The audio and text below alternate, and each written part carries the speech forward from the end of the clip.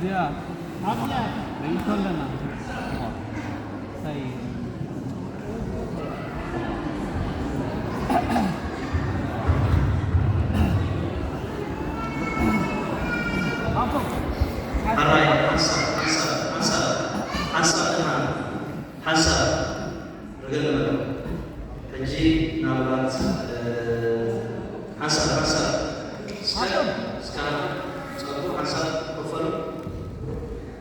በመጀመሪያ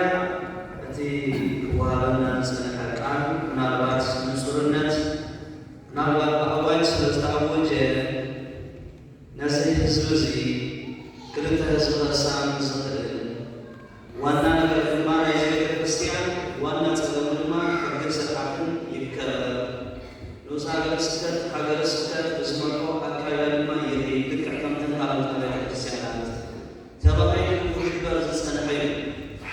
ምናልባት መጀመሪያ ጊዜ ስለዝመፁ ብፁዕ ቅዱሳን ሆና ዝቦታ እዚ ዘለና ሓሳብ ዘለና ኢቶ ዘለና ሻቅሎ ድሕሪ ሕጂ ክመፅእ ዝኽእል ፀገም ኣብ ግሊ ምሕዳው ሓሳብና ክንህብ ነብሲ ወከፍ ኣብ ልቡ ሓሳብ ከም ዘለዎ ነብሲ ወከፍ ድማ ሻቅሎት ከም ዘለዎ ክህልዎ ይኽእል ዝብል ሓሳብ ኣለና መወዳእታ ሰላም ኮይኑ ክበሃል እንተኮይኑ ዝተለየ ሰላም ዝኸውን ህዝቢ ከለና ይቅረብ ሓሳብ ክህልዎ መጀመሪያ እታ ዝተነበረት ምክንያቱ ብኣዋጅ ስለዝተነበረ ማስሚድያው ስለዝሓለፈ ዝብል ሓሳብ ክኸውን ይኽእል መታይ ኮይኑ ሊቀ ካህናት ከምውዎ ይኽእል እዮም ምክንያቱ ነዚ ህዝቢ እዚ ስለዝንብሮ ቀዳማይ ነዚ ምክንያቱ ሰላም ኮይኑ ክበሃል እንከሎ ከመይ ሰላም ዝኸውን እንታይ ዝኣመሰለ ሕጊ እንታይ ዝኣመሰለ ስምዕ ተገይሩ ናብኡ ዝኸይድ ዘሎ ተባሂሉ ስለዝኾነ መወዳእታ በዚ ጉዳይ እዚ ብዙሕ ሰብ ተሓሲቡ ክኸውን ይኽእል ብዙሕ ሰብ እውን ኣብ ፈተና ኣትዩ ክኸውን ይኽእል ሓሳብ ንረጋገ ናባይ ጥራይ ሰሙሕልካ ናባይ ጥራይ ሰሙሕ ሓሳብ ዋና ነገር ግን መሪሕነት ቤተ ክርስቲያን ይተግበር ቤተ ክርስቲያን ሕግን ስርዓትን ትሁን እዩ ብቃል ኣዋጅ ተመሪሓ ትኽእል እዩ ኣብ ስደት ስለ ዘለና ሰብ ገሊኡ ስድቢ ይኸይድ ብናይ ውልቀት ተሓሳስባ ይኸይድ ስለዚ ካብ ናይ ውልቀት ተሓሳስባ ኣብ ስምዒትን ወፂና ቤተ ክርስቲያን ክትብለና ሕግን ስርዓትን ይተግበር ሓቀይደ ነዚ ዘይደለ ሰብ ኣለና የብለን ኣይኮነን ስለዚ ምናልባት ዘይነፅረና ክኸውን ይኽእል እዩ ክትንፅር እንተኮይና መጀመርያ ሰሚዕናዮ ዝብል ሓሳብ ስለዝፀንዐ እሞ ከም ዋው ወደብ ሊቀ ካህናት ምርካብ ዝተገብረ ወይ ድማ ውዕል ዝተኣወነ ማለት እዩ ካልኣይ እዚ ህዝቢ ዝተበደሉ ፈረቓ ነዚ በደል እዚ ድማ ንዳንኩምሱ የውፅኦ ቅዱሳን መምህራን ተረኺቦም ዘለዉ እዚኣ ንረዳእ እያ መጀመርያ እዚ ኩሉ ህዝቢ ክርድኦ ዝግብኦ ማለት እዩ ኣቦ ድማ ንውሉ ዘድልዮ ነገር ይፈልጥ እዩ ዘይፈልጥ እንተኮይኑ ድማ ምናልባት ዝረስዑ እንተሃልዩ ወይ ዘይተገንዘቦ እንተሃልዩ ድማ እቲ ውሉድ ድማ ሃብሊ ይብል ኣይኮነን ስለዚ ወገን ምስ ሃገረ ስብከት ወገን ሃገረ ስብከት ወገን ሰበካዊ በዓል ዓሙ ዝውክልኹ ብዙሕ ግደ ክፍየፀኒ እዩ ብዙሕ ግደ ክፍየፀኒ እዩ ስለዚ ኣብ መወዳእታ ግን ንኩሉ ዘሕብር ነገር ሰላም ዘምፅእ ነገር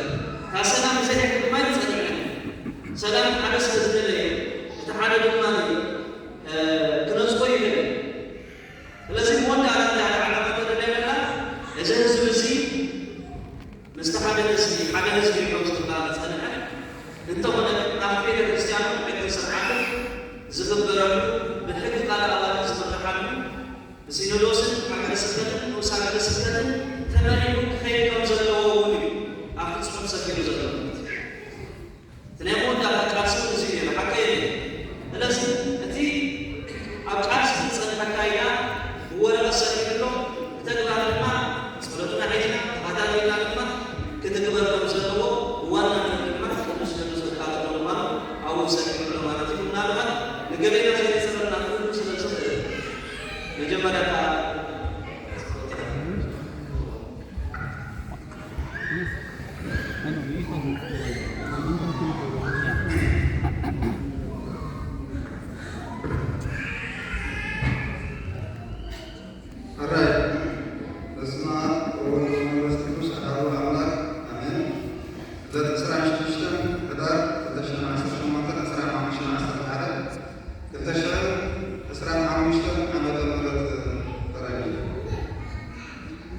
ጉዳይ ምቅያር ስሙ መምርሒውን ይምልከት ቤተ ክርስቲያን በተጠቂ ቃላዋልን መምርሒ የፅሕፈት ንኡስ ሃገረ ስብከትን ስለዘይረድኩም ተባሂሉ ምስ ንኡስ ሃገረ ስብከትን ስለዝተሰሓሓብኩም ጉዳይኩም ክሳብ ቅዱስ ሲኖዶስ በፂሑ ነዊሕ ዓመታት ምዝርራብ ክግበረሉ ከም ዝፀንሐ ይፍለጥ እቲ ዝስገብ ፅሑፋትን ኣብ ባይታ ዘሎ ክራኸብ ስለዘይከኣለ ኣብ መንጎ ድማ ህዝቢ ሓድነቱ ተተኪፉ ክሳብ ምፍላይ ቤተ ክርስቲያን ስለዝበፅሐ ቅዱስ ሲኖዶስ ህዝቡ ምእንታን ከይብደሎ ቅዱስ ፓትርያርክ ዝመርሖ ልኡኽ ቅዱስ ሲኖዶስ ሃገረ ስብከትን ንኡስ ሃገረ ስብከትን ብኣካል ኣራኺቡ ንምምርማር ክሳብ ዝተባባቑ ተራኺቡ ኣብ ጉዳይ ኣቃውማ ስምጥያት ምስኡ ተተሓሓዩ ዝኸይድ መምርሕን ከረጋግፅ ዝተባባሓት እቲ ንውሳኔ ቤት ፍርዲ ኣትየዎ ፅሑፋት ዝተባሃለ መረዳእታ ቅዱስ ሲኖዶስ ሕጋዊ ኮይኑ ስለዘይረኽቦ ቅቡል ከም ዘይኮነ ነፍልጠሉ ስለዚ ንዕኡ ገዲፍኩም በዚ እንረኽቡ መምርሒ ማለት በተን 18 ኣብያተ ክርስቲያናት ኣብ ንኡስ ሃገረ ስብከት ተጠርኒፈን ዝኸዳሉ ዘለዋ መምርሒ ክትከዱ ተሓቢርኩም ነዚ እውን ብፅሑፍ መሊስኩም ቅዱስ ሲኖዶስ በቲ ዝተዋህበ መምርሒ እንተዘይከይድኩም ኣብ ትሕቲ ፅላል ቅዱስ ሲኖዶስ ከም ዘይትህሉ ኣፍሊጥኩም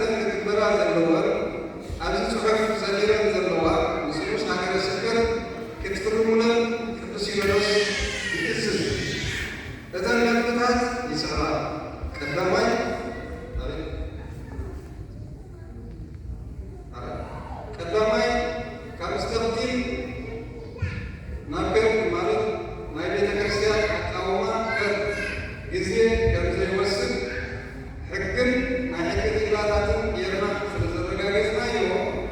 ከምተ 18 ቤተ ክርስቲያናት ዝጥቀማላ ሕጊ የሉም ክትቅይርዎ እቲ ዘሎ ናይ ሰብቲ ኣቃውማ ክተርፍ ክልተ ኩሉ ንብረትን ገንዘብን ብዓብዩ ታቦት በዳ ናይ ቤተ ክርስቲያን ኣቃውማ ገጽ ጸድቕ መምርሒ ክምዝገብ እዚ ድማ ንጉስ ሃገረ ስብከት ክረጋገጽ ሰለስተ እዚ ተተኪሩ ኩሉ ዝተመዝገበ ብግቡእ ኩሉ ሓፈሻዊ ጸጥታ ንህዝቢ ክንገርን ንዝግበሮ ኩሉ ቤት ጽሕፈት ክላኸን ብማእኸል ንጉስ ሃገረ ስብከት ክረጋገጽ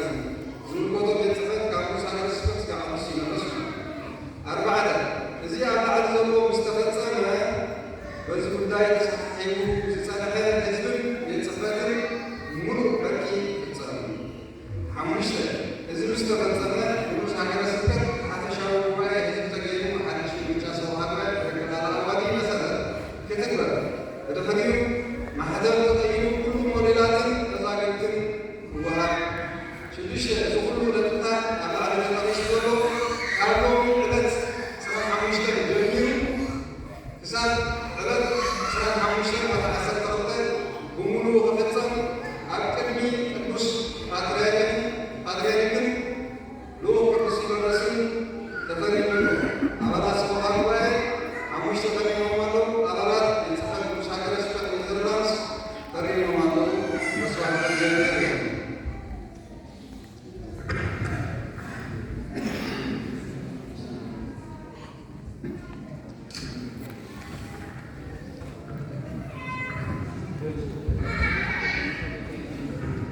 حضرتك ምናልባት ይገዛን ሰሚዕኛ ነው መጀመሪያ ሰሚዕ ነው ምናልባት እዚ ጉዳይ ነዊሕ ዓመታት ዝወሰደ ሓቂ የለን ካብ መጀመሪያ ከሆነ ጉዳይ ዝተተከለ ዝበሃል ጉዳይ ነው ሓቂ ነው ኣብ ክንዲ እቲ መጀመሪያ ስለነበረ ጉዳይ ቅዱሳት ዝጀመረ ናይ ቅዱስ ሰንበት ናይ ገንዘብን መሰልን ኮይኑ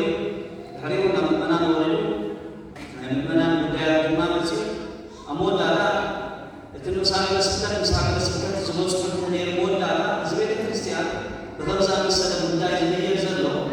ልክዕ ከምተን ኣብ ቤተ ክርስቲያናት ካልኦት ብኬድ ስለዘይኮነ ብኬድ ቅዱሳት ዝበሃል ኣብዚ ዓዲ ስለዘይተመዝገበ እዩ እዚ ኣብ መዘጋገባ ድማ ንኡስ ሃገረ ስብከት ሃገረ ስብከት ከም ጠርናፊ ቅዱስ ሲኖዶስ በዓልዩ ድማኒ ኣብ ትሕቲኡ ከም ዝኾነት ዝገልጽ ክኸውን ኣለዎ ዝብል እዩ ብኬድ ቅዱሳት ሓቂ እዩ ስለዚ እቲ ዝበፅሐናዮ ዝተተደበ ጉዞ ዝተጀመረ ብቃልእ መወዳእታ ዝተበፅሐ ግን ብዓባይ እታ ቤተ ክርስቲያን ሕጊ ክለብስ ኣለዎ ጉዳይ መንእስያትን ጉዳይ ዝተወሰኑ ምእመናንን ጉዳይ ዝተወሰኑ ካህናት ዘይኮነስ እታ ቤተ ክርስቲያን ሕጊ ክትለብስ ኣለዋ ተባሂሉ ተገይሩ ስለዚ በዚ ስምምዕ ውዕል በዚ ዝተበፅሐ ውዕል ድማ ናብ መጀመርያ እንታይ እዩ ካብ ስቴፕቲ ናበይ እዩ ናብ ኬር ትኾኑ እዚ ከዓ ሓንቲ ህዝቢ ዝደለዩ ንብረትን ገንዘብን ናይቲ ቤተ ክርስቲያን እውን እንተኾነ ናብ ኬር ይኩን ካተባሃለ ምንታይ ፅባሕ ድሞ ውልቀ ሰባት ነዚ ገንዘብን ንብረትን ናይቲ ህዝቢ ብውልቀ ሰባት ክመሓደር ወይ ድማ ውልቀ ሰባት ክውንንዎ ኣይክእሎምን እቲ ሕጊ ማለት እዩ ከን ዝተደለየ ምክንያት ንሱ እዩ ስለዚ ብዓብይቲ ቤተ ክርስቲያን ሕጊ ተለቢሱ ካልእ ዘሎ ጉዳያት ነገራት ክእረም ዘለዎ ነገራት እንተሃልዩ ዝስዕብ ነገር ይኾን ማለት እዩ ዕፅር ዝብል እታ መወዳእታ ማሳሪት ድማኒ እቲ ሰበካ ጉባኤ ድማ ምርጫ ክግበር ኣለዎ ሓድሽ ሰበካ ጉባኤ ክምረፅ ኣለዎ ምረፅ ተባሂሉ ድማ ካብ ሓደ ወገን ካብቲ ሓደ ወገን ዘይኮነስ ብሓባራዊ ዝኾነ ምርጫ ሰበካ ጉባኤ ክትግበር ኣለዎ እዩ ማለት እዩ ተዋሂቦ ዘሎ ግዜ ድማ ነዊሕ ኣይኮነን ዓመታት ኣይኮነን ኣብዚ ውሽጢ ዝወርሕ እዚ ክውዳእ ኣለዎ ንምንታይ ሎ ተባሂሉ ሕጊ መሰረት ናይ ዓዲ ወርሒ እውን ከምዘይወስድ ዝተወሰነ መዓልታት ከም ዝወስድ ብመፅናዕ ስለዘተፈለገ ሓደ ደለና እዚ ኣብ ሰፊ ዘሎ ንሕና ሃገረ ስብከት ቅዱስ ሃገረ ስብከት እውን ክብሎ ዝፀንሐ እዚ ህዝቢ ክብሎ ዝፀንሐ እዩ ተጋጊነ ሓቂ ልክዕ መወዳእታ ሕብረት ናይቲ ህዝቢ የድልና ከመጀመሪያው ቤተ ክርስቲያን እዚህ ሀገረ ስብከት ተፈቅዶ ኮሎ ለዝቦታሲ ታቦት ተገበሉ ብለን ነው ለሁሉ ጊዜ ዘይቆነስ ጉዳይ ተዓዝፍታል አቀይደት ባዋጅ ተነገር ኮሚኒ ስለዚህ ተጻጽ ጸነህ አሞ ዳታ አንድ ቤተ ክርስቲያን ነው አንድ ቤተ ክርስቲያን ነው ተቆይና አጥራ ለሕግ ስርዓት ትመሐደር ንኡሳን ለስከት ዝመሐደር ብቻ አንተ ታላላ ክርስቲያን ንኡሳን ለስከት ዝፎቶ ሕግ ክበውና ነው እሳደማ ቆያ እሳደማ ተቆውኛ ማለት ነው አመሰር ተህሚ ሓደ ነገር ሕጂ ቆናት ነው ለሙሃንና ተሰከተ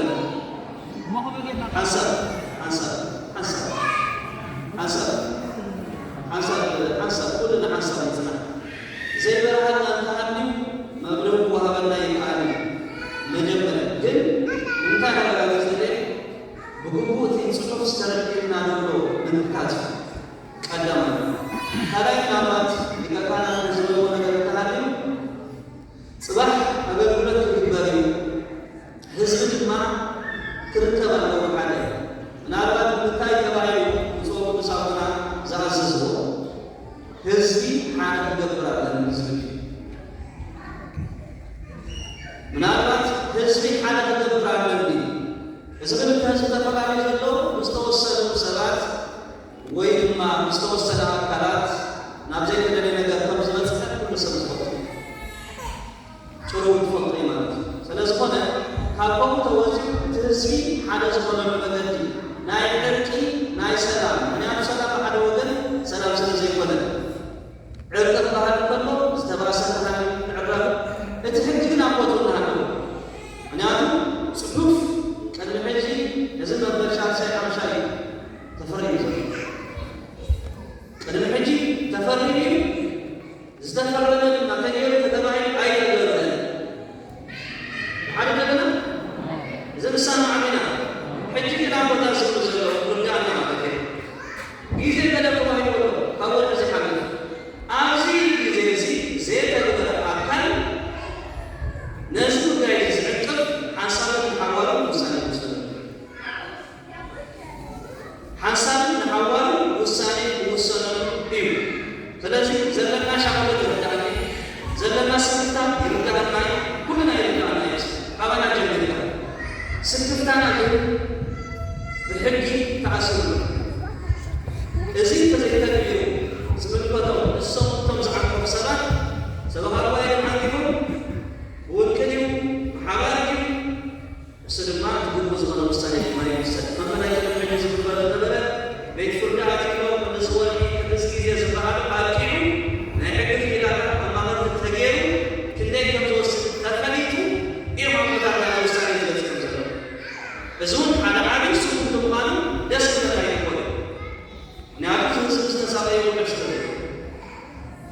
መከራ ዝነበረ ውሕድ ስለዘይኮነ ስለዚ ኣብ መወዳእታ ከዓ ናትና ናይ ሃገርና የምሳቅ መስጠት ናትና ውልቀ መማሓደርቲ ዘለና ርኢቦም ክለበሩ ማለት እዩ ኣቦታት ኣብ ዘለውሉ ጊዜ ጉዳይ ይፈታሕ ምክንያቱ ኣቦታት መፅእ መፈራረም ይበሉ ምሳሌ ስበት ዓንቀፈ ሃገረ ስበት ዓንቀፈ ገሌ ዓንቀፈ ካብዚ ነገር ዝክወፅእ ዘዲና ካብዚ ነገር ዝክወፅእ ኮይና ድማ ኣቦታት ኣብ ዘለዉ ክፍታሕ ክኽእል ኣለዎ ሁሉ ሓላፍነት ወስዶም ክገብርዎ ኣለዎ ዝብል እምነት ንዑ ክገብሩ ኣቦታት ኣብዚ ዘለዉ እግዚኣብሔር ተፈቂድዎ ጸሎት ናይ ኣቦታት ተሓጊዙ እቲ ህዝቢ ናብ ሰላም ናብ ዕርቂ ካብኡ ሓሊፉ ሕጊ ዝለብሰሉ ምርጫ ሰበካ ጉባኤ መዓስ ይግበር እግዚኣብሔር ዝፈልጦ ጽባሕ ለ ግበር ኣቦታት ዝወሰንዎ ምክንያቱ ክልተ ህዝቢ ሓደ ዝኾነሉ ሕጊ ብዝለብስ ካብኡ ናብኡ ተሓላሊፉ ትርጉም ስለ ዘይብሉ እቶም ንክልተ ህዝቢ ሓደ ዝገብሩ ተባሂሎም ዝምረፁ ብኦም ድማ ሕጊ ድማ ይለብስ እግዚኣብሔር ዝፈቅዶ ስለዝኾነ ናብባት መግለፂ ክልለኩም ናብ ዝወፅእ ስክፍታት ይረኣዩ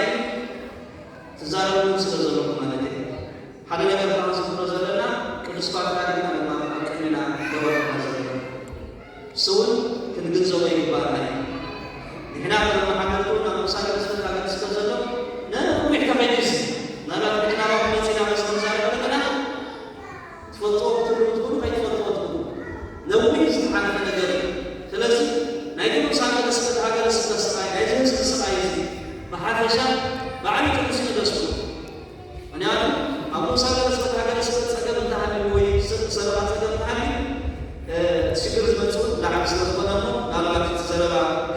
ስለዚህ ስለና ሓደ ነገር ግን አንተ ወይ ተባለት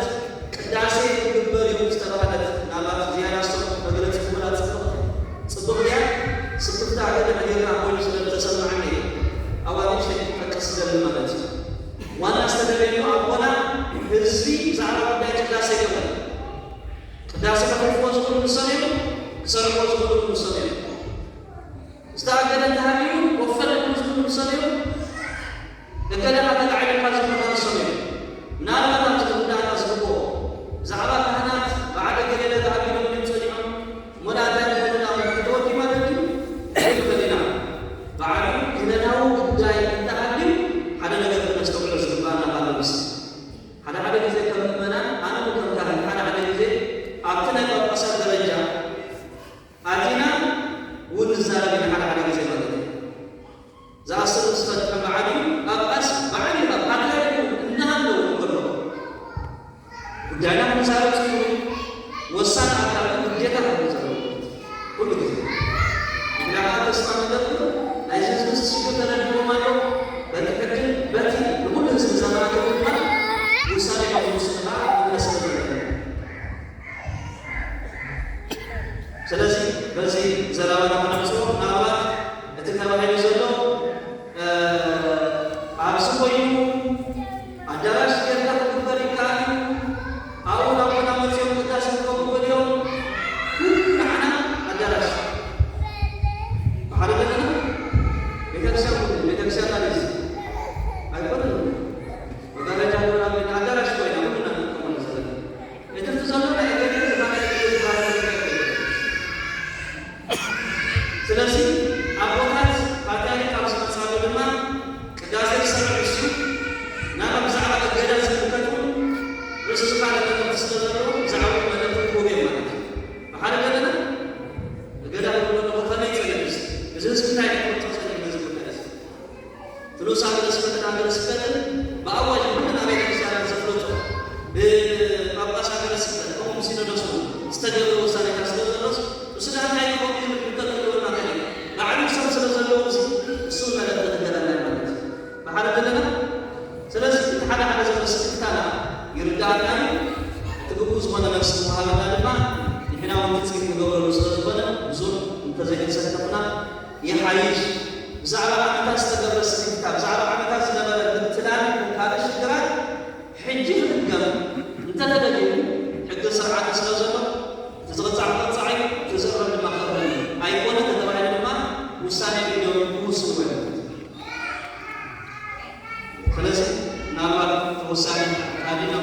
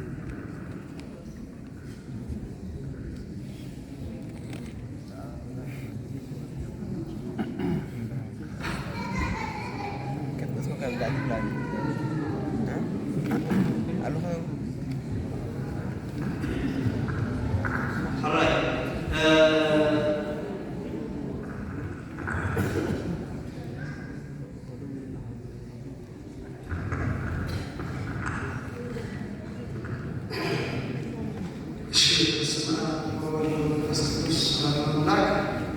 ቅዱስ እግዚአብሔር አምላክ ሁሉ ጊዜ ደግሞ ከምስተባለ እይደንግዝክሙ ልብክሙ ልብኩም አይሸበር በአይመኑ ይልይ መድኃኒዓለም።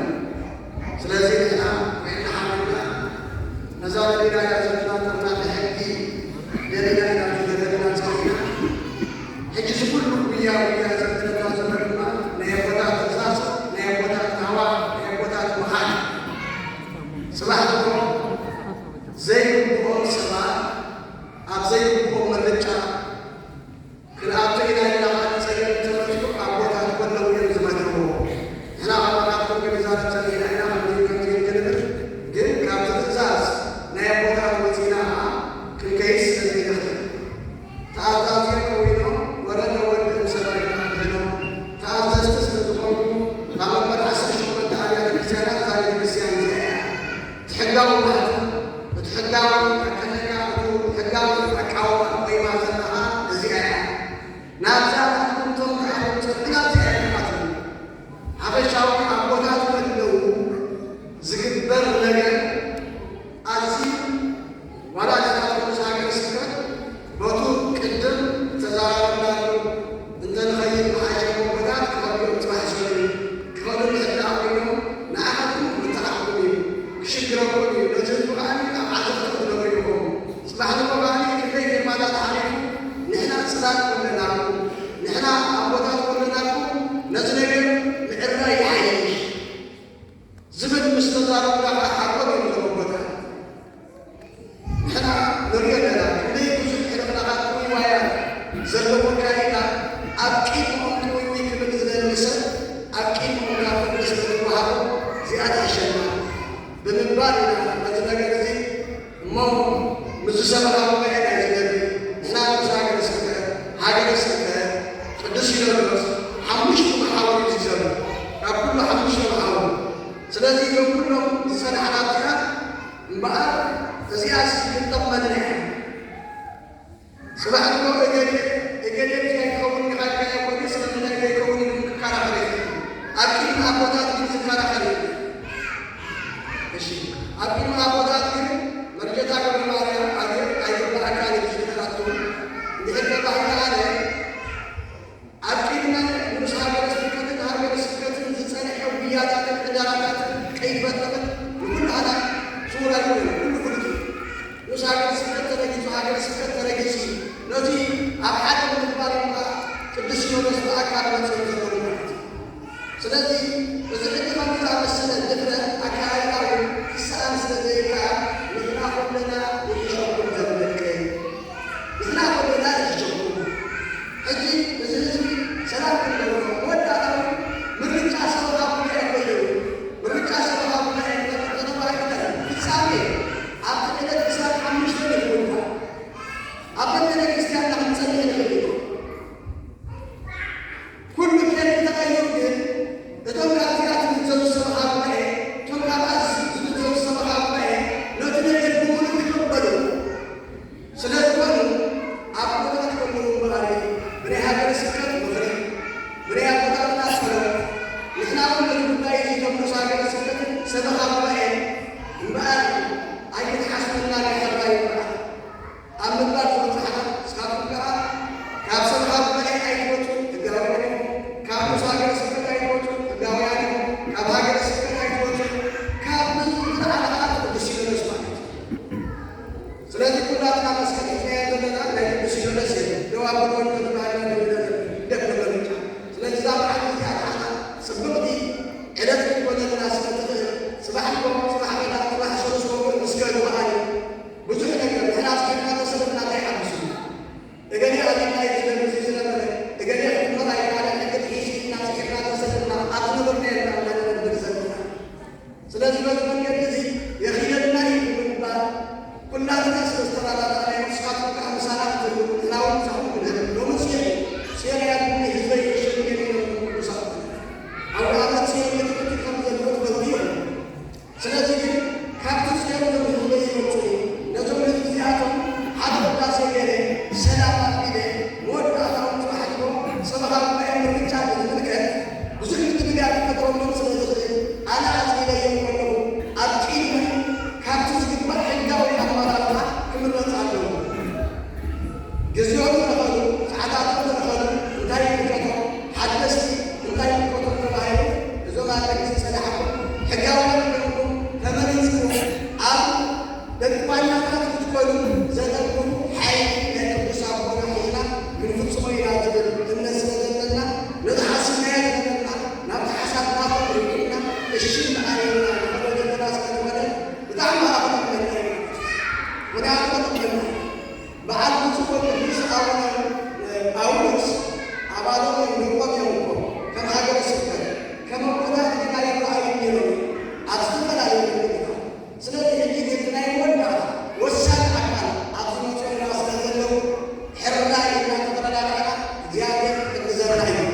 ምክንያቱም ንኸሙ ምንም አይነግሩናል አልሃዳት ስለምናል ጽሑፍ አልሃዳት ይናፍናሉ ግን ከምኡ ይኮነን ሓድሽ ሓሳብ ኩሉ ንሪኦ ስለ ዘለና ኣብ ሓድሽ ሓሳብ ተባባሊና ጠቃሚና ኣርባዕና ምሕዳ ኮይኑ ቁሩብ ፀጥታ ጌርካ ስነ ልቦና ጌርካ ምሕሳብ ስለዘድልይ ወዝመንገዲ እዚ ሰበካ ጉባኤ ንኡስ ሃገረ ስብከትን ቅዱስ ኣቦና ምስ ኣባላቶም ኮይና ነዚ ነገር ተፃሚና ከምኡ ስለዝፀናሕና ስለዚ ክሸላይ ዝብል ከዓኒ ስለዝተዳዳእና ንዓኻት ኩልካ ዝበለፀ ምሳል ኩላ ነቲ ሕጊ እውን ኮለው ዝፀብቆ ነገር ዓብዪ እሞ በዚ መንገዲ እዚ ተዳዳእና ግዜ ሓይቀተልና ንዕኦም እንተወዳእና ዝሓሸ እግዚአብሔር ሓግዘና ኩሉ ዘገብረና ንኡስ ሃገረ ስብከት ንኡስ ሃገረ ሰብ ዘይቀጮ እዚ ንዘይበሉ ህዝቢ ከምዚ ክትፈጡ ስለዚ ኣብዚ ግዜ ዘለና ንኩላትና ክወጥ ዋና ኣሚና ያሞ በዘይነድና ሓቂ ኣቦና ወደስበለሉ ዝበሉና የስብረና ኢልና ክነ እዚ ግን ኮና ፍፃሜ ተፈፀመ ዕለት 25 ተፈፂሙ ኩሉ ተወዲኡ ናቱ ፀፃ ኣብ መወዳእታ በፂሙ ክሳብ መወዳእታ ዘይኮነ ካብቶም ውፅ ማለት እዩ ገዘይበዚ ኣብዚኣ ዘለዉ ካህናት ሰማዕት መሸየቲ ናይ ካደረጉ ኮይኖም ኣብዚኣ ዘለዉ ምእመናት መሸየቲ ናይ ካደረጉ ኮይኖም ስለዚ መወዳእታ ናብ ዋንነት ዝምቶ ዘለዉ ጉራቤ ቤተክርስትያን ካብዛ ማእኸል ኮነ ናብ ዋንነት ሰብካ ጉባኤ ዝምቶ ዘለዉ ሰብካ ጉባኤ ንተሒዝካ ከዓ መወዳእታ ኩሉ ትቃና ምዃኑ ብሩህ እዩ እዛ ሰብካ ጉባኤ እዚኣ ከዓ ሳቦና ኮሎና ኮንጎል ሙሳና ትሕሸና ንሕና ሓሰና ንሳ ሃገረ ስብከት ኣብ መወዳእታ እዚ ምርጫ ዓብዪ ምርጫ ስለዝኾነ ምስኣቶም ተዳዳሪና ይነበፅ ስለዚ ብዘይብሉ እውን ቅዱስ ኣቦና ኮለዉ ኣዝያ ኩላትናታ ዝበለፀ ፈትሒት ገበነት ስለዝኾነ ነዚኣ ኩሉ ክትርዳእ ብንስነ ልቡና መድርያ እግዚአብሔር ኣምላክ ሓግዘና ኣጆኩም ሓደ ኣካል ኢና ዘለና እቲ ኣቦና ሓደ ኣካል እዩ ዒሞም እዩ ከቢሮም ዝዘለዉ ዝባሕልቶም የማን ፀጋም ካይዱ ተወከልቲ ተቐበልቲ ነቶም ዝመረፅሞም ሰበካ ሕጂ ድማ ከሪኦም ነቶም ዝመረፅሞም ሰበካ ጉባኤ ኣይተቐበልዎምን ዝብቃል ዒዳቶም ውሳኔ ኣቂዶምና ኣብ ተቐይናያታ ውሳኔ ብፋሊስ ዝተመፅእ ብኢመን ዝመፅእ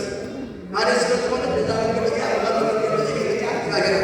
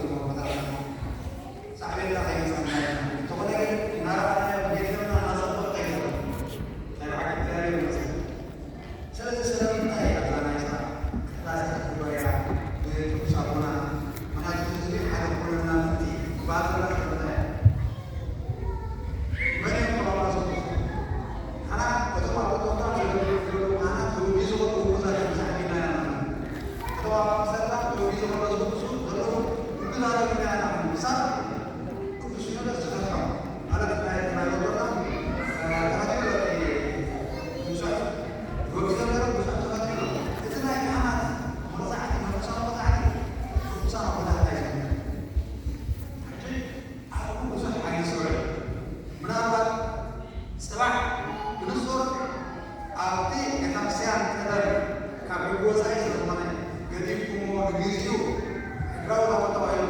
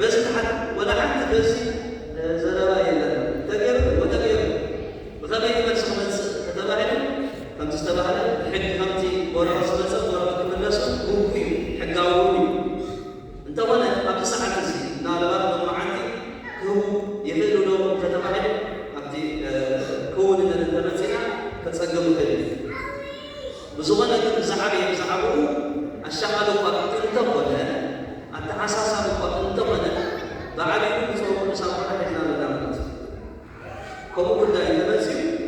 kau aja beritahu sesuatu yang kau ስለዚህ ብዛዕባ ዝተባሃለ ዘሎ ከምቲ ወረቐት ተፃሕፈ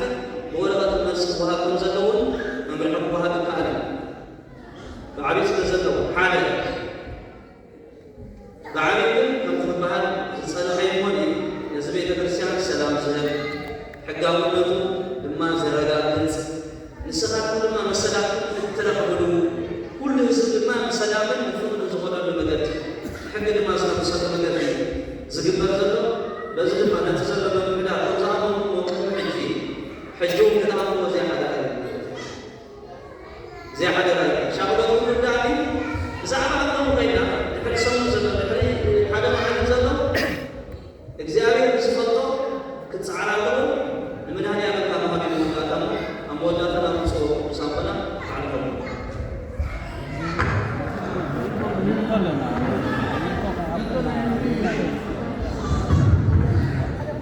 هذا حسب كفرون كابزم عبيد الحق بناتي حتى ناس الباقي حسب لها حسب بالمجمرة حالا نقدر نرد الناس الصور حسب نقدر نقدر سميتنا بالقطع بالمجمرة سميتنا بالقطع من فساوتنا نقدر بمجمرة بحال دمنا أكتب سبحانه ونتعالى زعل سمايتات كل حال كلنا سمايتات جمهور ساعة الروسي بمنايو بتعكس ولا نربش حسب نتعكس ساعة من كلنا أمانة النقد ولا بد لكريستوس مثال الذين حسب ورينا سلسي لا كابزم عبيد كلت حسب كل قبل مستقبل زمن حسب كلت كابزم عبيد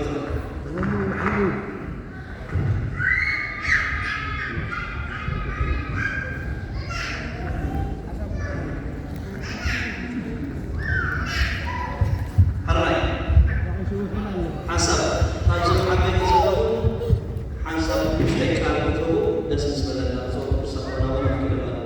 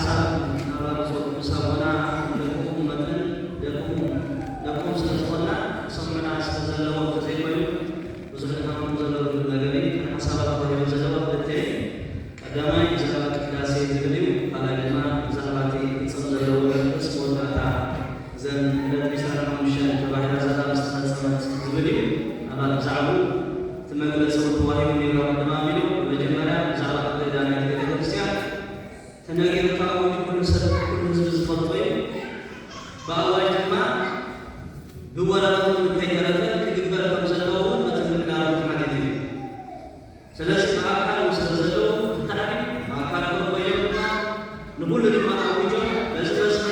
በዝማኔ በዝመስል ድማ ይፈጸም ተባሂሉ ይግበር ነው ዝኾነ ዓንቱ ወይ አባል ለማገና ተለይሩ ይሩ ካላይ ዛዕባ ቅዳሴ ትምክር ብንስ ይደይቆ ዚያዳ ስሚዖም ስለዘለው ሰማና አንተ ነው ተገለጽ ይሩ ስለዚህ ብንስ ይደይቆ ግን ከሐሳባት ከመባነ ካብዚ ወፃኢ ሲናባት ተለብ ባጅ ጊዜ ስለዘይለ በሰታከለ ማለት እቲ ሽግሩን እጁን ብላለ አሰተ ጊዜ ተገራና ሽግሩና ማለት እዚያ አንተ አብሱ ላይ ሐደራ ነው ዝለ ነሞታ ታቆ ስለልማ ከምስናይ ፍላይ ነገር ፍላይ የሚፈለው ኩሰብኝና ኩስተና ወገንና ወዝገረው ዝባላ ዝናይ ፎዞ እንታይ ህዝቢ በስርዓት ማህደር ህዝብ ማ ዲታይ አይጉዳ ሰራ አይጉድ ወላ በቃ እሺ ህዝብ ዋናነት ለቤተ ክርስቲያን ይሁን ዋና ለቤተ ክርስቲያን ህዝብ ልጻዓት ነው ልጻዓት ነው ንስሙ ማለት ላይ ባህራሽ ይረዳል ከምዝረዳ ጋር ናይ ወዳ ድማ መጀመሪያ ጊዜ ውስጥ ተመረጡ ሳማና ስለሰሩ አክምስት ኮሙና ተከተሉ ሳማና አክምስት ጉዳይ እንዳለ አይደለም እንተማና ግን ስለዚህ ዓመታ ፍታህ ውስጥ ዘይካለ ናይ ወዳ ተነስቶ ይመጽለው እጅግ ደረጃ ባላጋራ ዘራበተ ደረጃ ይስማው ተሰሳለ ይመጽ ዘይዘረ እዚያ ወረዳ አንድ ደግሞ ስለዚህ ለሐመስ ሩቲና ጾም ሳሙና ወዳ ሐሳብ ኮሚው ስናያጋ ተወሲያት ዋሴት ነው ሐሳባኩም ሩዳኒ ተስሚዕኩም ሩዳኒ ኩልና ሩዳኒ ወዳ ታሪክ ለማህበረሰብ ሰሓቡ ስለሆነ ናማ ተዛሪና ከነብሶተ ተሐኒ ሁሉ ከን ይሄ ዝኻና ነው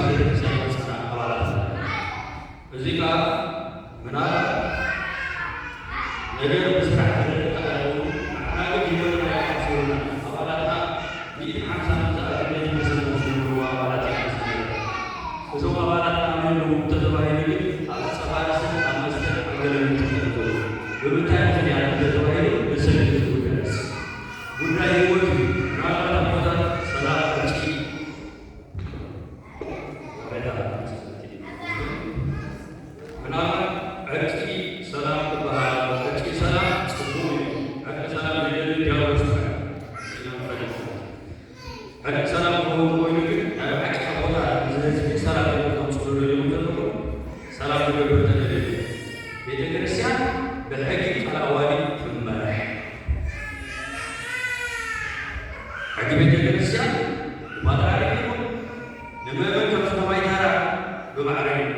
ስለዚህ ንሕና ኣቦታት ኣብ ትሕቶም ፀኒሕና ኢና ክንህሉ ኢና ግግኣ ብሕጊ ቤተክርስትያን ዝመርዐ ዕበቶ ወይ ዕረቁ ተባሂሉ ዝኽየል እዚ ጉዳይ ርግፀኛ ኣብዚ መዘመት ዓበ ኣብዚ ቤተክርስትያን ዓበ ኣስመራ ይበፅሕኩ ክላ እሙን ኣነ እዚ ነገር ወቅቲ ኣብታ ቤተክርስትያን ኣብታ ቤተመዘመት እያ ኣስመራ ይበፅሕኩ እዚ ጉዳይ ክላ ስለዚ ኣቦታት ብሓቂ ደፊራኩም ኢና ኣክል ወፂና ክዛረብ ኣይግባአና ስማዓኩም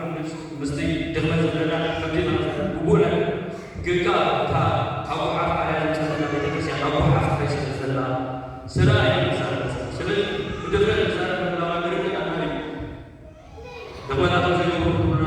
ግጋ እታ ተማሃራና ቤተክርስትያን ናብ ጥፋት ከይስለ ዘላ ስለዚ ሳቦታት ንሕና እዚ ነገር እዚ ኣብዩና ናብ ጥፋት ኣሕዋትና ምሳና መዛናትና ኣብዚ ወንበር እዚ ዝምህሩ ዝነበሩ ኣብ ዕፀፋርስ ካብ ቤተሰብ ጉዳይ ካብ ቤተክርስትያን ዝሰብዎ ብፖሊስ ካብ ቤተክርስትያን ሓይና ይወፅ ምናልባት ብስራሕ ህይወት ወለዱ ብስራሕ ዘረይወሉ ብህይወት ንሕና ህይወትና ይኣት ኣሕዋትና ኣመት እያ እዚ ጋ ጉዳይ ሳገር ዝፍተና ይኮነ ጉዳይ ሃገር ዝፍተና ይኮነ ጉዳይ ክስተ ይኮነ ጉዳይ ህዝቢ ብህዝቢ ዘይወሉ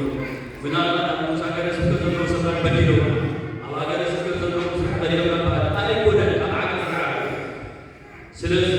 ኣንሕና ስለ ቤተክርስትያን ኣብዚ ምህላውና ኣቦታትና ሚናና ግድና ኣቦታት ነዚ ነገር እዚ ክስምዖ የብሉም ምክንያቱ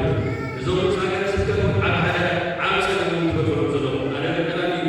ፅባሕልዎ ኣብ ሰቦ ኮይኑ ዘለዋ ቤተክርስትያን ክእዘዝዎ ከም ዘይብሉ ትፈልጡ ኣለኩም ኣብ እንታይ ዓብነት ተገድሩ ቤተክርስትያን ንሓደ ካህን ወይ ድማ ንሓደ ውግዘት ዝተበለየ ካህን ውግዘቱ ነገራ ኣብ ቤተክርስትያን ከይና ግጥምስ ኢና ስራሕ ቤተክርስትያን ስለዚ ንሕና እዚ ነገር እዚ ብሓቂ እታ ቤተክርስትያን ባላዋ ንክትመርሕ ኣለዋ ንሕና መገበብ ናይ ሎም ሰባት ኣይኮና ክስተደልዎም ዞም ሰባት ተባሂሉ ዝንገር ኣሎ ንሕና ሓደ ሰብኣይ ነገር ኣብ ቤተክርስትያን ክሳና ሓነ ሰብ ዝወፅና ኢና ኣብዚ ብፅዋዊ ድማ ቃላቱ ተገዲሙ ኣብዚ ፅኒ ሕጂ ድማ ዓዲ ተባሂሉ ኣብዚ ሓደ ብፅዋዊ ጳውሎስን ብፅዋዊ ንስሩ ዕርቂ ተባሂሉ ኣብ ቤተክርስትያን ከይና ኣብኡ ከም ዘይደቂ ቤተክርስትያን ከም ዘይደቂ ዜጋ ብጋልቲ ሓሊና ፈንጭ ተመናት ኣብ ቤተክርስትያን ከና ኣመንቲ ንዓቱ ሰምዓትዎ ኣይኮና ንሓስብ ስለዚ ንሕና እዚ ነገር እዚ ቃል ይረዳ ኣቦታት እዚ ትስምዕዎ ንባዕታ ሃይል ኣብ ሰማይ መፅኡ መልሲ ከምዝሃለ መልሲ ከምዝኾነ ኣረግፀኛ ኣብ መድሃንያለም ንሙት ንሕና ንእግዚኣብሔር ኣምና ፀኒሕና ዝረች ሕጂ እውን እግዚኣብሔር ኣሚና ክንፅኒና ማለት እዩ ኣቦታት ግን እዚ ሃይወት እዚኣ ረጊፅኩማ ትኮኑ ተሃሊሉ እዚ ህዝቢ ኣደዳ ብናፍነትን ኣደዳ ሃይማኖት ያረክቦ ከምዝኽእል ክትፈልጡ ኣለዎ ኣነ ድፍረት ኣይጠቕለይ እንተተጋገ ወድኩም ቤት ፍቅሩኒ ፅቡቅ ሓባሽ ኮያ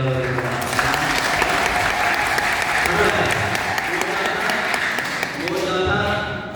ኣቦና መፅኡ ዘለው ድምፂ ዝሰሙ ሰሙእዮም ዓምፂ ዝፅፈሉ ይኮኑ መጀመርያ ከም ርድኢትና ማለት ሓደ እሶም ነዚ ህዝቢ ዝጠቅም ዝበልዎ ሓሳብ ኣቕሪቦም ኣለዉ ንሕና ድማ ሓሳብና ንደቂ መሰልና መሰልኩም ስለ ዝኾነ እዮም ኣፍቂዶም ሓፈሻ እቲ ሓሳብ እቲ ሕቶ ትርኢቶ ተቐቢሎም ኣለዉ ካብ ዝወፅእ ዳይላገሞም ስለ ዘሎ ናይ ኩሉ ህዝቢ ድምፂ ወይ ከዓ ናይ ኩሉ ህዝቢ ሓሳብ እንተኮይኑ እሶም ክርድዎ እዮም ወይ ድማ እሶም ሒዞም ኣለዉ ብሓፈሻ መወዳእታ ኣብ እምነትኩምን ከምዚ ዝተባህለ ሊቀ ካህናትን ሓንቲ ኮይኑ ተቐስቦ መዋቅር ናይ ቤተክርስትያን ምስ ሃገረ ስብከትን ሃገረ ስብከትን ሒዝኩም ፀኒዕኩም ኢሎም ፀኒዕኩም ምክንያቱ እታ ተድመና ተፅብቐናን መገዲ ድም ንሳ ስለዘሎት ተኣዛዝነትና ንፈልጠና እውን ንሳ ስለዘሎት ካልእ ጉዳይ የለን ስለዚ ናብ ወቅቱ ብለኩም እቲ ዝሃብናዮ ሓሳብ ግን ቦታ ሰሚዕ ኣለዉ ሰሚዕም ኣለዉ ሕጊ ስርዓት ዝገበረሉ ቤተክርስትያንና ድማ ሰላም ዝኾነላ ካብ ዓንበስትን ካብ ንህዝቢ ድማ ዘባሳበሱ ካብኡ ድማ እትድሕበሉ መገዲ ጥራይ ዝግለ ዘሎ እዚ ኩሉ ሓሳብ ኩሉ ህዝቢ ዝርድኦ እዩ ንሕና ንርድኦ እዩ እግዚኣብሔር ዝፈቅዶ ንሰርሓሉ እዩ ማለት እዩ በዚ ካና ንዓብሲና ናብ ብፁዕ ቅዱስ ኣቦና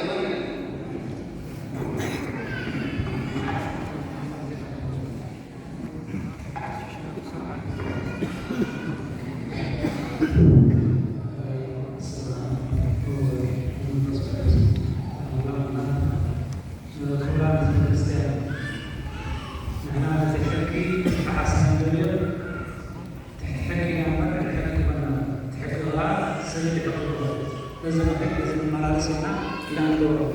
نعخاتكم بود نتيم ما تتكلم نكون نقول معنا إيت حقة بس حنا سلزي نحنا معي زي صباح تنوروا جبلاينا سلزي كداسي حجيز حنا نقدم عرق اليوم تبلغهم محري صباحنا عرق تكون كداسي ما حنت معطهم الصوم ولا سوي يقول نحنا سوري حبر كدس صباحنا عرق ما حنت تكون أي توني حري عرق اليوم تبلغ سلام اليوم تبلغ نتا سلام سلي بالله سلزي صباحنا عرق ما حنت تكون سندجا ويسوري ما حلو على سيدنا سلزي أنا وعاء نزول لو هذا السكر هذا راح يروح له حراي ما عطيه خمينا ينامي صراحة صرفوا كل يوم قل نحن خلنا يعيشون نقصكم كنا بيننا نزي حساب زي أمسينا بري فقر زي يقول قداسي نحن قبل حسابنا نقدم نبوة ورفنا نقول حراي يعني قداسي هناتو بدحري ما جزيت لكم ولا نفسه حاطينا حاسبنا برنامبر حدا ختكم حدا خرب حذر يكون زينا حزنا ينالنا ግን ቅዳሴ ሓን ንቕድም ፍቕሪ እንዲሆም ትብለለኹም እታ ፍቕሪ ሳሌ ብላው ኣይሓሰብናዮ ንሕና ነርና ከምታ ትደልዩ ዋሒዱ ንክከይድ እዩ ድሕሪ ፍቕሪ ሕሸና ተልኩም ስብሓትና ዕርቂ መዓልቲ ትኾነልና ናይ ቅዳሴ ድማ እንተሰነድያ እንተሰኒ ሓንቲ መዓልቲ ንሶ ሰኒኡ ንከይድ ሓሲብና ንርና ዋላ ሻዕ ንዕለልኩም ንኽእል ኢና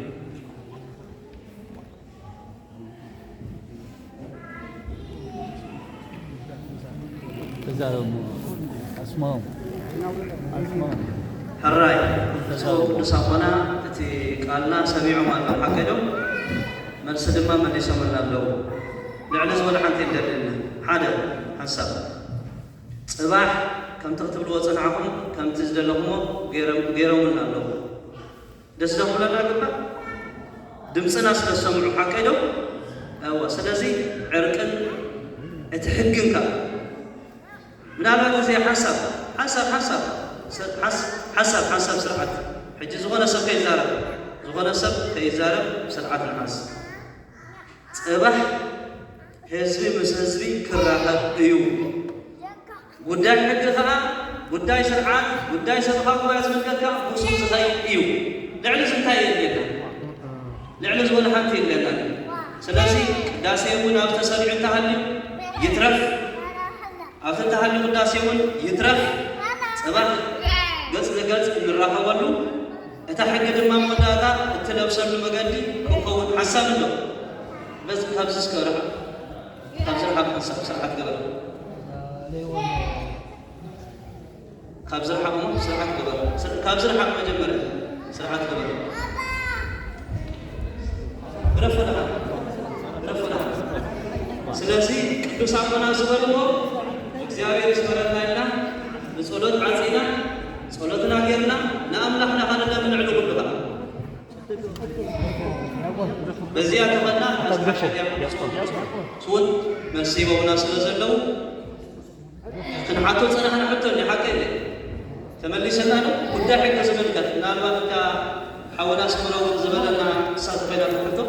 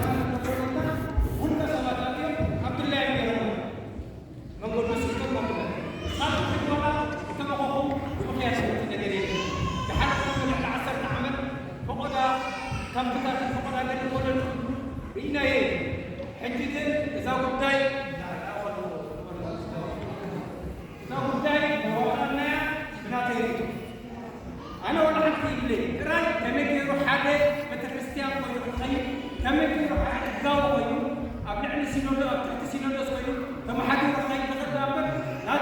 نادي بعد يبلي إذا بتكريستيان أنا عندي خطر وراءه عند الله بسال استراويات السماء بالقيم سال استراويات بالقيم لا سيد يعني شو بس كان يقول يعني ما يقول يعني كما قالوا يا قوم كما يقول كويس نحن كذا على شكل كويس عندنا شعور فحفح كنا بين متى ثلاث أويات أويات لا بس أنا استراشنا ثلاث أويات مسكومة كلمة الأنسب تمس بلدن شعورنا طريق جنبنا مثلا شعورنا كم حدش نمرجع نحوات كلها ما تجينا شو سبب مسمارنا لزمان شيء سبب الله أبدينا الجهة سابتاي أبدي من تجار كابتنا كذا المرسل نقول له هاي سكتور زمان كنا نتزاوج له محزة كلها نها سرعة نها نتوه تبتة تدري إنه معجها وقعد رسالة وحكم بريكان أعتقد خامة كروسيا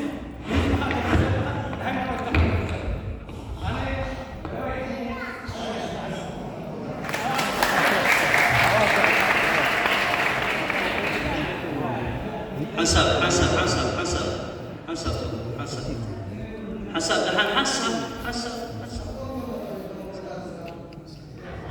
أراي لنا مجمرة مثلا كبري هابو أبكي منا ترغيبهم ناي حزبي تقم سميعهم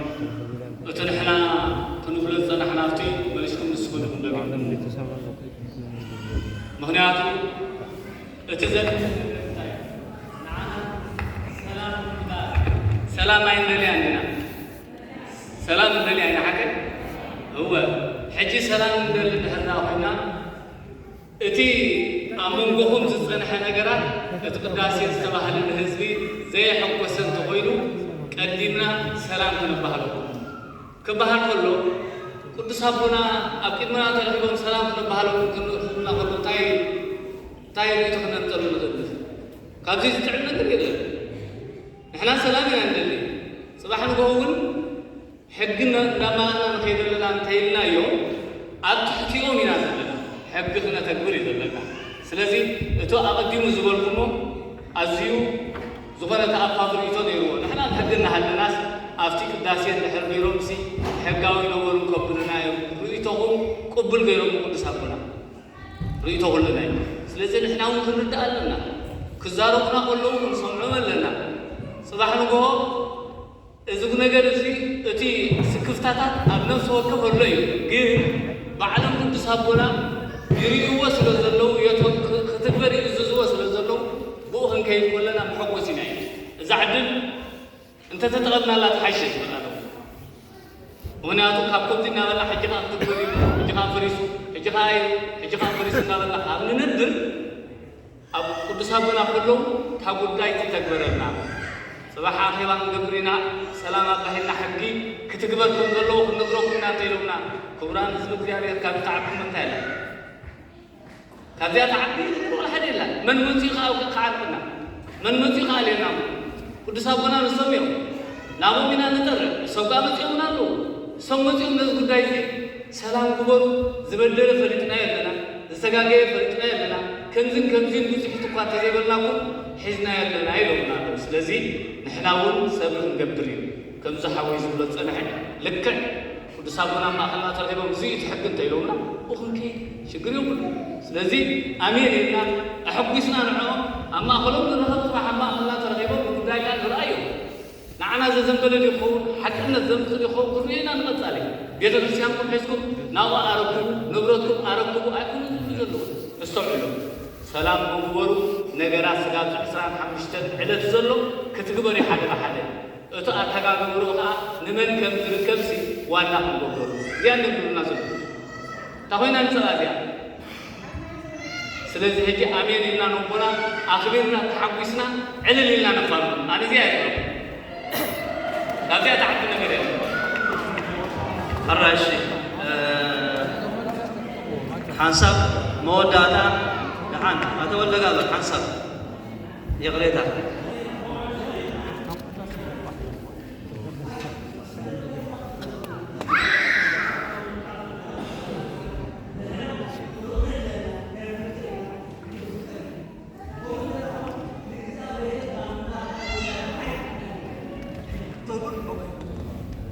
إذا سبحان الله سأسمعني تاني تمكرو أنت يحكي كم تي أبو ذات بقوله سويتي سواء ولا قشقول سواء تفتحة أما قد يوصل عن الناس سواء تفتحة كتكيد أما قد يترخد أبدا أخي خيد عدل تغني تفتح من فتحك أبغان أبغان أنا ده يقول السماء القرآن أنا يقول أي سلسلة هذه بلوكنا نأبونا نحكنا نبهدنا نحكمنا دفنا تزارب في نائب الحاس أين أمنتنا أملاك كلنا حاضرا أنحنا نبدلنا بزح تمكننا بزح كده حلو بزح وسالة حلو بزح سلام حراينا ولا كل ده السيدنا انت يقول لنا نحكي كموزو أقول كل ترى مسانا كلنا كموزو نعيم إذا توصينا دلوا بأيدي بفر ما كانوا مدلهم تورد عبهم سعيدهم كمان أو بجحهم إذا فتسامو كنا كورلنا إيدو دلوا نزع عدة تدفن واصل متعيشكم بيكم مرحنا نتواكم شيء نتكلم أملاك بحكنا أتوم قربا أنت أمامنا انتهينا أخي نحن نتاور إذا أنا أتبع أسئلة مكور كم تقبل هذا الحين تنا مجمرنا أيش خبرة من الوقت وعمله إنا جمرنا قديم كيف أبدي أقول بتحس أبشرنا هذا أمرنا أبنا انتهي كيرنا جد تحان مش تقول بتحنا كنا سبعة كان نتان بزغ عمل إليه أو إن يقوم أبو أنا بعلة تشهد إسرائيل بعد ما تيجوا زول كل قال من تعال أي مانع بزغون إنه هذا لا يقوم سأسمعنا إلى الدارم سلسلة كذا كان تنزل اسمه سمعت كان يقول نزهد نزغل من يقول من زول مسلم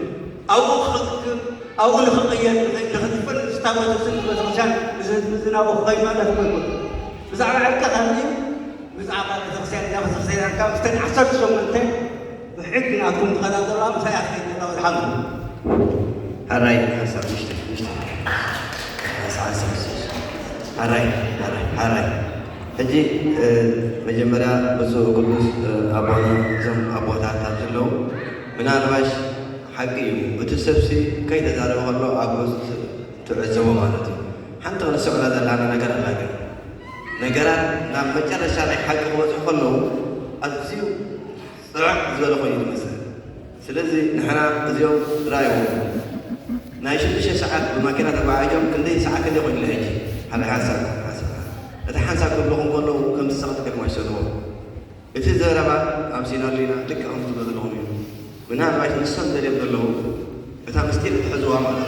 بتاع راح يكون قداس ويبيع قداس يكون هذا تحطه السب كله وتم رجعنا حدث سبعة ويزبالوا تقبل خلاله ولا تتجزيهم النوعيها بيجاهم السكون كلهم زيكوينهم نوس هاجر سبتالله كندي عمل سنة دخله مزناتكم صلاتناتكم سلالة راح يقول دعنا زغل توايب إذا أنا قداسي مدب كامزيان ليهم هم كأولو وكنزا كسب نثاني قداسي مدب زيد اللي عمل مدرك ولا حد سب زيد اللي عليه لبحدا غحيكا لبحدا الأسئلة دخل قم جيمهم كا خم ولا دخل كل نجار مستدخام من المرات لا يبغى كوفي لو سنة نتي مثلا حدا الخير خسرين حتى حساب الله ثانت بحجي أمتى ما لو سبقتي ثاني حد مسكر مرجع خدبري مرجع أنا معسكر خدبري زي بحجي أنا جيروس مني هم بدرس كمية جيم مرجع خمي كم خدبر كا بعالم الله هذا سكر نوس هذا سكر على موسى وقارات أطلع لنا نجارة حجي أمود هذا كذا خيس لدلهم نحنا 5 سنين نوع حجي سنة داخل مسجد جزء حجي سنة الحربين ግን ከዓ ስለ ክብርናቶም ስለ ብፅዕነቶም ካብኡ ንላዕሊ የለን እታ መንበር ካብ መወዳ ንሰገድ ሕጂ ሳና ስለ ዘለዉ وهذا حاسب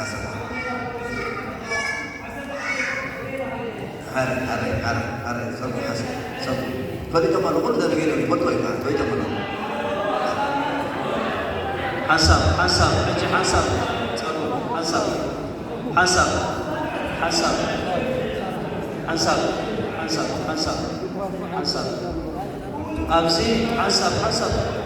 حسب سرعة صقو سرعات قبل تغيكم سرعات قبل سرعات مقبال أقداسي مجمّر يعني دوحة كانوا سمعنا ما حسب كريستيان يقول آمن تجبل آمن تجبل تهم ده أمسي بأن زين خيج أبك زين يصلح زين قبل غيركم تودوا ولا لا بمجمّر يسقط دايسي نقول لفتين أبسط دايز من نقرأه بعد استوى السلاسل رأيت حسب البحر يرلن حقيقي كسع لعلي حاسب بقول له سيخلق كمان أجي منك تفتوى إذا تفتوى صباح الوقت لكم أنا إزيان أجر إزيان عارفان هاجر سكتي من لو ساجر سكتي من بس كنت أقول لك من هنا نقرأه بقول له سيخلق درجة نقول حسن نقول له درجة تحالف كامل حتى زود يمكن مغنياتهم أبزي كوسر ما وصل تردون لهم أبزقون نماذج حدة ما نك استمع نسعى فتح زي الكاغ المفتحي حسب زي الكاسي فتح نزل ساسر تقاوم يدخل حسن سرعتك من حسن بس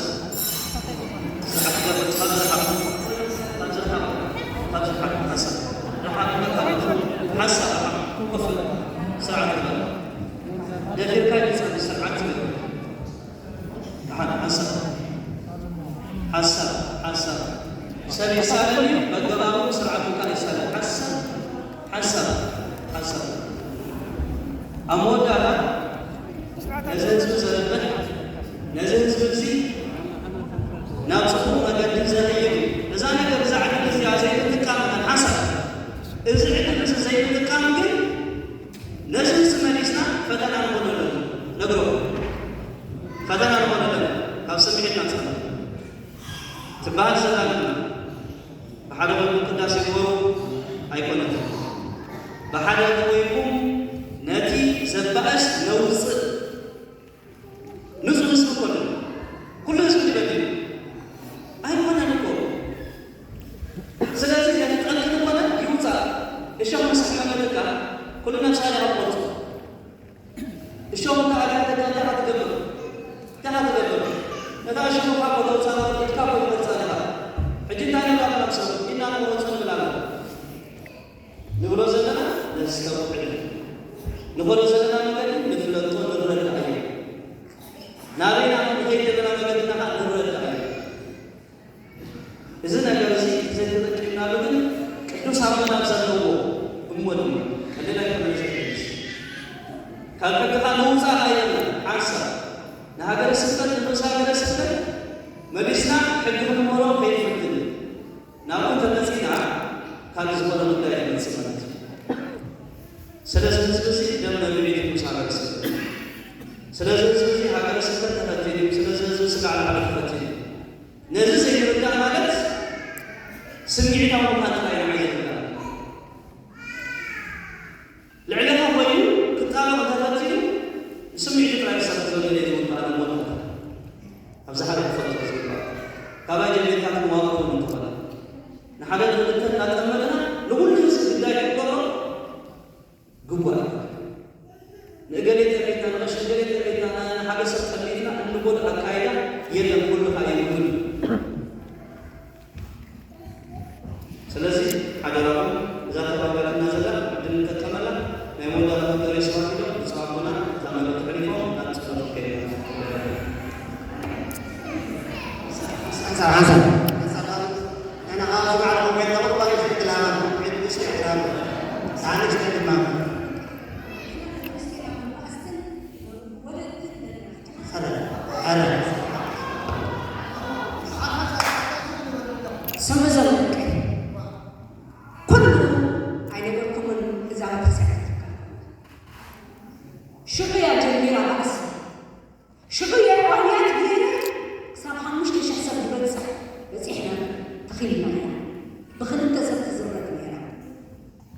نحنا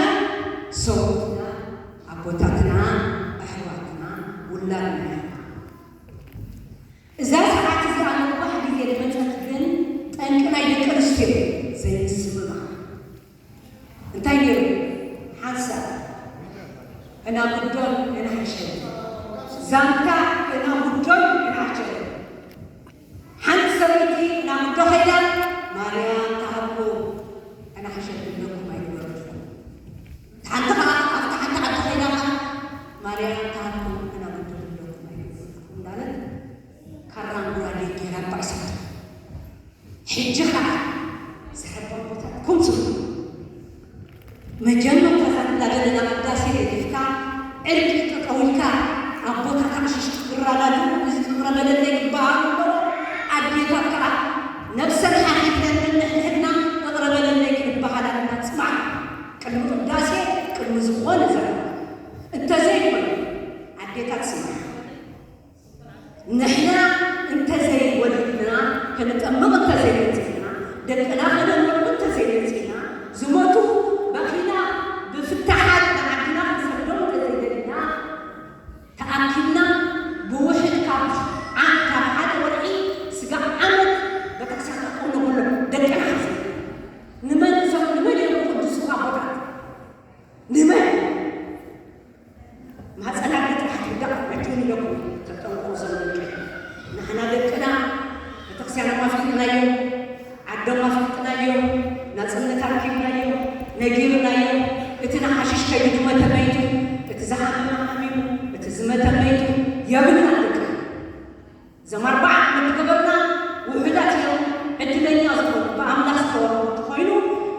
دقوا بلو السخان كنت مناشتغل نبوتات ناسو نحنا عين حكينا تألينا نغينا جزانا نجزيو بدأت تشتغل على هذا إذا كان أبونا تقدوا إذا سلست بعض معتي بسمعنا اليوم بس ما يسمعكم ترديكم اليوم تردون تسفادوا سلسي أعمل الدور بتعجزا جزانا كم تقولوا تجزا دايم قل تمار الكيلو اللي عم يحلمون بتلفون كلامنا عين نتحول إلى أداء في يوم إسقاط مسي كما الحكم يكون موصلنا نحن عين الكهنة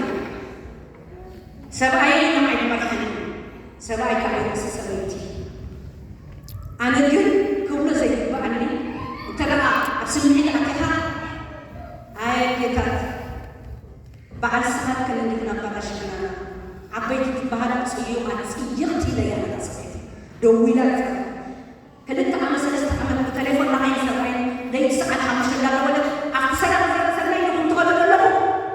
نزح حوالي كيلو دك زمان أنا كنت سنة كعكنا هزانا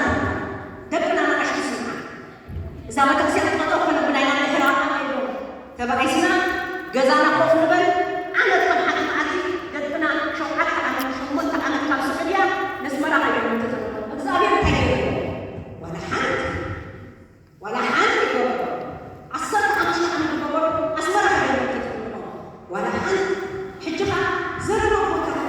نحن نحكي صوتنا لنا كتبنا الناس بزمنا آمين فينا الصبر نسينا نقول تبعتها زرنا وكذا سنو تجازا نقرر نحن نقول كم زيادة زيادة نقرر سنونا زيادة ولا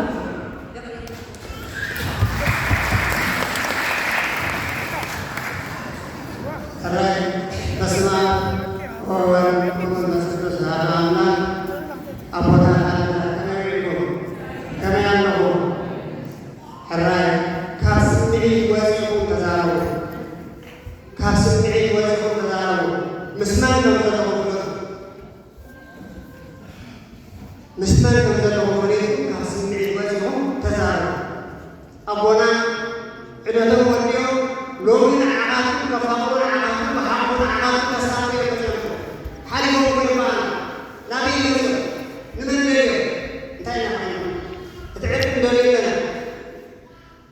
أكيد مو من هذا